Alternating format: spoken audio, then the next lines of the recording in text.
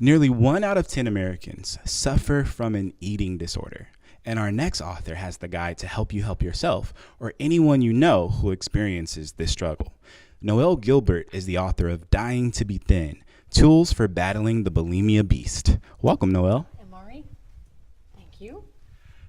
So, Dying to Be Thin, how did the bulimia beast show up as a monster in your life? We live in a society where, unfortunately, we are told to suppress emotions pretty often. And I did that. As a child, I went through some trauma. And for years, instead of voicing those emotions, I buried them. And I didn't use drugs or alcohol. I used food. And realized after some, events later on, after I'd had the bulimia for a while, that this was a real issue and it needed to be dealt with. Okay.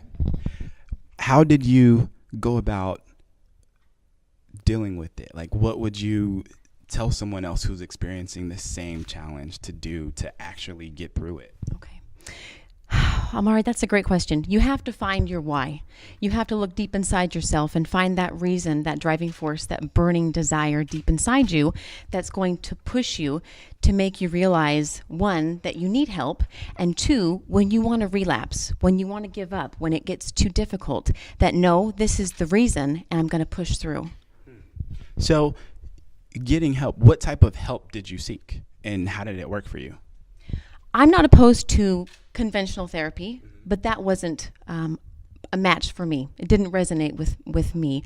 Instead, I had to do a lot of inner work. I had to go deep inside myself and realize that there were a lot of lies I told myself, a lot of feelings and emotions that I needed to bring to the surface and handle in a healthy way to be able to heal myself. Okay. Hasina from Ontario, Canada, wants to know what advice you would give someone else who's a first-time author. Oh, goodness. That's a great question. First-time author, find someone who has been down that road. Writing a book has been a dream of mine for a couple of years, and I've wanted to reach out to people and touch their lives with my story, and I had no idea what to do.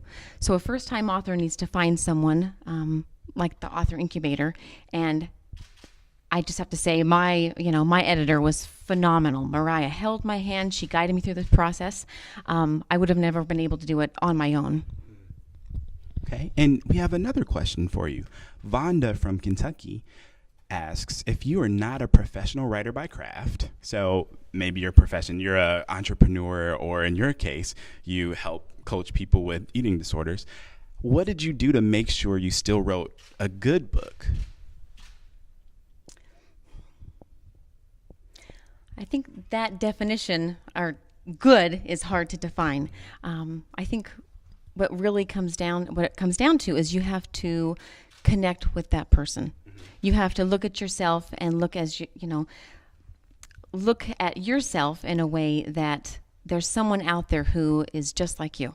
So to write a good book, I think there has to be passion behind it. There has to be a great desire, and you have to really think of who your ideal reader is and the audience that you're speaking to. And I think once you put those emotions into that book, then you can do a lot of good and you can touch a lot of lives.